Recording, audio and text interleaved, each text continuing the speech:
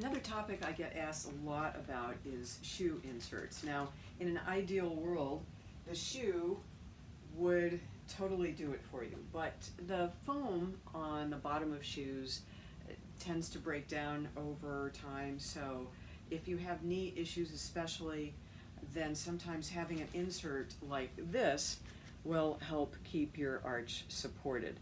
And this is my current one. I've used this for a lot of years, and without it I probably couldn't run as successfully as I have. And I've tried to swear them off, but it just hasn't worked. So I do have different ones. The one I showed you is usually the one I wear most of the time for training and sometimes racing, but I also have used these lightweight ones that you can get in any good running store. You can order them online.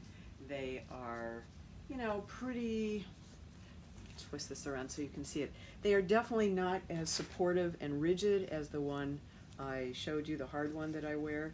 I mean, it kind of keeps its shape, but it doesn't really support you when your foot compresses. Now, why do you even need these things? Here's another over-the-counter one, by the way, and this is a very rigid one, even probably more rigid than the custom one I have. So why do we need them? Well, especially for women, we have wider hips. And I'm going to back up enough, hopefully you can hear me. So what happens, and I'm going to move the camera so you really can see my demonstration here.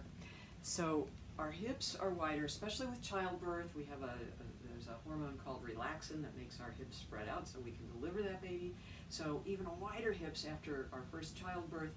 And what that does is it makes, puts pressure on the outside of our knees, and then further down the chain it makes the arch collapse.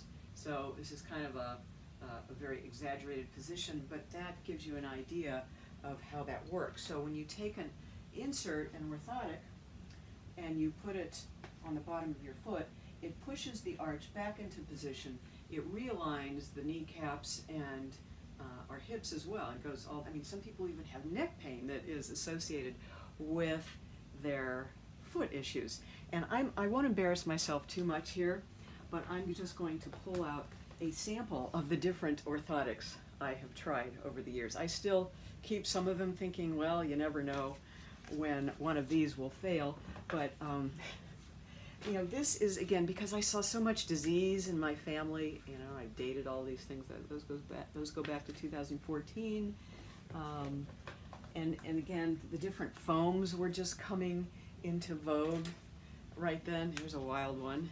And, you know, I was having issues with this orthotic, so I put some foam around where it was hurting, and again, different kinds of inserts that worked for a while and then they didn't. And that's why, and I probably have, I hate to say it, I've had 5 times as much as the ones you've seen there. But again, all of this, it's cheaper than surgery, it's cheaper than heart disease, and it's obviously kept me running successfully, trying to figure out what works for me. And that's the kind of thing you have to do for yourself as well.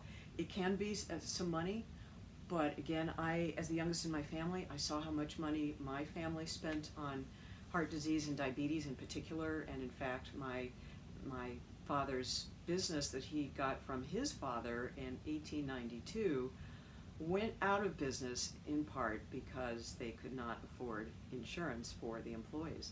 So this is big stuff.